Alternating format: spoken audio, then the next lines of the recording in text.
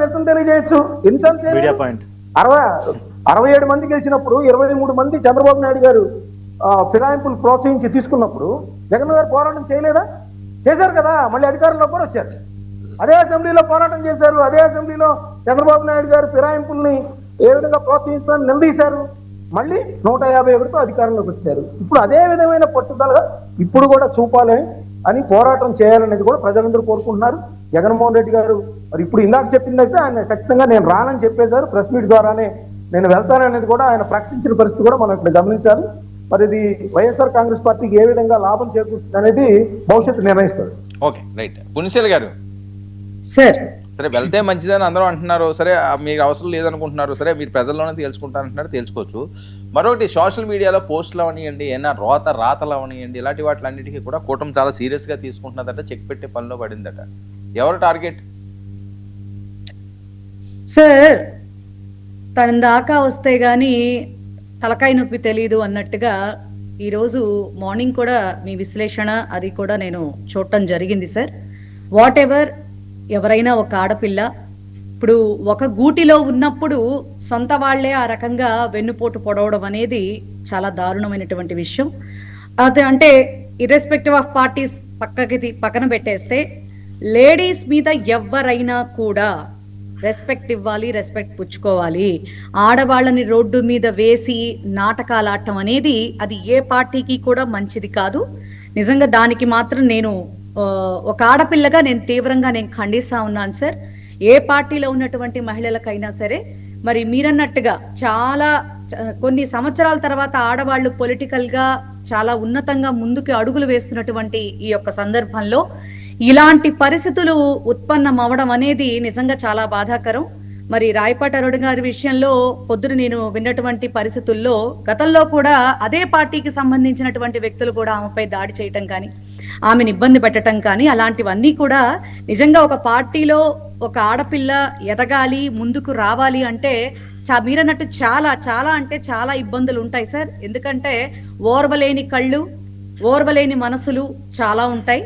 కానీ ఈ రకంగా కూటమి అని చెప్పుకుంటూ మరి మేమందరం ఒకటే అని చెప్పుకుంటూ మేము 15 ఏళ్ళు ముందుకు సాగుతామని చెప్పుకుంటూ మరి ఇలాంటి పనులు చేయడం అనేది చాలా హాస్యాస్పదమైనటువంటి విషయం. ఇక ఇంకొకటి మీరు అన్నారు, ఖచ్చితంగా అదేంటి హుకుం జారీ చేయబోతా ఉంది ఈ కూటమిన. అది అందరికీనా, లేకపోతే వైఎస్ఆర్సీపీ వాళ్ళని మాత్రం సపరేట్ గా పెడుతుందా అనేది? ఎందుకంటే ఇప్పటి వరకు చాలా చూసాంలేండి, ఇప్పటి వరకు చాలా ఇన్సిడెంట్లు చాలా జరిగినాయి, చాలా చూసాం. నా విషయంలో జరిగిన విషయం కూడా ఒకసారి నేను మీకు తెలియపరచడం కూడా జరిగింది. అసలు టీడీపీ సోషల్ మీడియా ఒక ఆడపిల్లని వ్యక్తిత్వ హననం చెయ్యాలంటే అసలు బియాండ్ ద లిమిట్స్ అన్నమాట. అసలు వాళ్ళ గురించి తెలిసినా తెలియకపోయినా పెట్టేది మళ్ళీ లేడీస్ పెట్టరు సార్, ఓన్లీ జెంట్సే పెడతారు. ఆడవాళ్ళు పెట్టరు, జెంట్సే పెడతారు. మరి అదేం పైశాచిక ఆనందమో, మరి అదేమి లోకమో, మరి అయితే ఇందా మీరు అన్నారు సునకానందం అని, అలాంటి ఆనందాలు మరి అదేంటో అర్థం కాదు సార్ నిజంగా.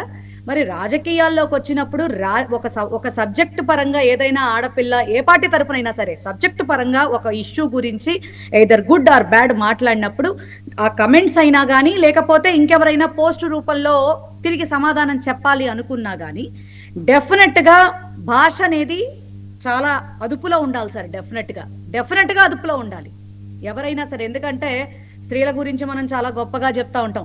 ఇందాక ఇదే సందర్భంగా నేను దీన్ని కంక్లూడ్ చేస్తాను సార్. ఇందాక మరి శిరీష గారు మరి మాట్లాడారు, మరి అవసరానికి జగన్మోహన్ రెడ్డి గారు ఆడపిల్లను ఉపయోగించేసుకున్నారు, తర్వాత ఏమీ చేయలేదు అని చెప్పని అయితే టీడీపీ వాళ్ళు అలా చెప్పడం చాలా బాధాకరం సార్. ఎందుకంటే మరి ఒకప్పుడు జయప్రద గారు, ఒకప్పుడు సాధినేని యామిని గారు, మరి ఆ తర్వాత దివ్యవాణి గారు, మరి ఆ తర్వాత వీళ్ళ సొంత పార్టీ ఎమ్మెల్యేనే జూనియర్ ఎన్టీఆర్ గారు వాళ్ళ తల్లిని తిట్టినప్పుడు వీళ్ళు ఏం మాట్లాడకపోనటువంటి పరిస్థితి.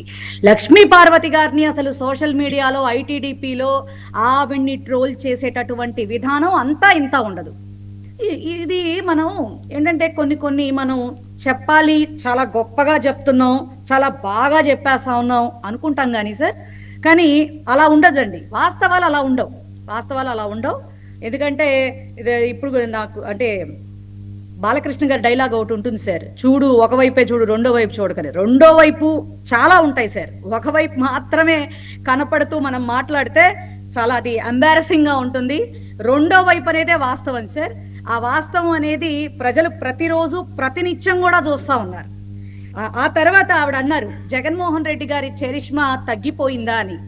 జగన్మోహన్ రెడ్డి గారి charisma never before ever after sir. ఆయన్ని కొట్టడానికి ఆయన చర్మాంకం అయ్యేంత వరకు కూడా ఆయన చరిష్మాని బీట్అవుట్ చేయటానికి ఎవరికి అంత సీన్ అయితే లేదు. ఇదైతే పక్కాగా చెప్తా. ఎందుకంటే కరెక్ట్ ఆయన నమ్మిన సిద్ధాంతాన్ని ప్రజల కోసం కరెక్ట్గా ప్రజల్లో మెన్షన్ చేయగలిగినటువంటి వ్యక్తి, ఇచ్చిన మాటను నిలబెట్టుకునేటటువంటి వ్యక్తి. ఎక్కడో మాట అక్కడో మాట, పూటకో వ్యవహారం, లేకపోతే గద్దెనెక్కక ముందు ఒక మాట, గద్దెనెక్కిన తర్వాత ఒక మాట, గద్దెనెక్కక ముందు చేసేస్తాం, గద్దెనెక్కిన తర్వాత చెయ్యాలని అనుకున్నాం కానీ చెయ్యలేకపోతా ఉన్నాం అని చెప్పేటటువంటి వ్యవహారాలు అయితే ఉండవు సార్ జగన్మోహన్ రెడ్డి గారి